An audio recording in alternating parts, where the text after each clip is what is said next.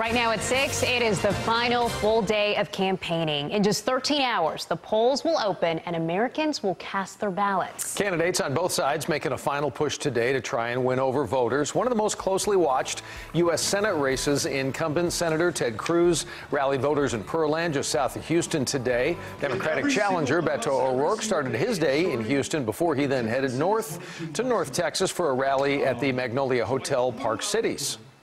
We stand up for all of those who've dedicated their lives in the classroom and to public service and ensure that their retirement is one not of poverty but one of dignity. Are you with me for public school teachers? This election comes down to three simple issues: jobs, freedom, and security.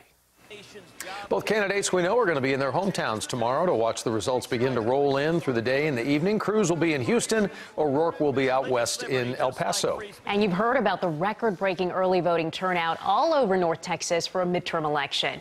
Well over 1 million early voters for Dallas, Tarrant, Collin, and Denton counties combined. Well, the numbers have been staggering. So what is motivating the masses? You may think you know, but let's hear it from the voters themselves. Steve Pickett's been out talking to them through the day. Steve?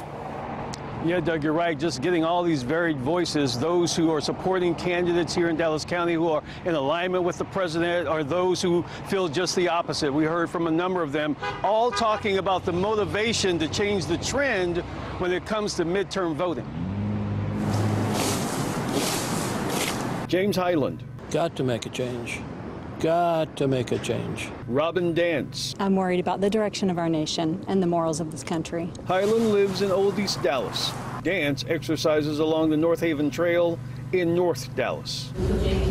Both are part of the pool of 500,000 Dallas County voters who've already cast votes in the 2018 elections. And from their neighborhoods to the lunch crowd in Oak Cliff inside the Cheesesteak House, we asked voters to explain what initiated their decision this time to vote. There's a big change that's been probably that needs to happen, but I think that there is strength in numbers, and I think that it's just great to have that many people voting, and can't wait to see what tomorrow brings. And I think people are realizing the value and the necessity to vote, and I think that's what's motivating. I'm very conservative and very worried about the liberals changing America for the worse. Everyone voted early. Everybody's worried about this election. There definitely is the mindset that this is enough. This is enough.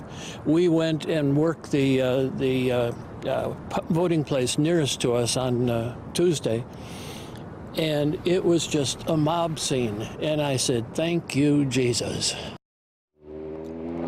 Again, from those few people that we connected with today to get their view on what motivated them. They all talked about using their votes as a coalition. Whatever side they were on, they knew they needed to be in this race. The race that obviously that most folks will focus on tomorrow, when others will get out and vote on Election Day. Reporting live, Steve Pickett, CBS 11 News.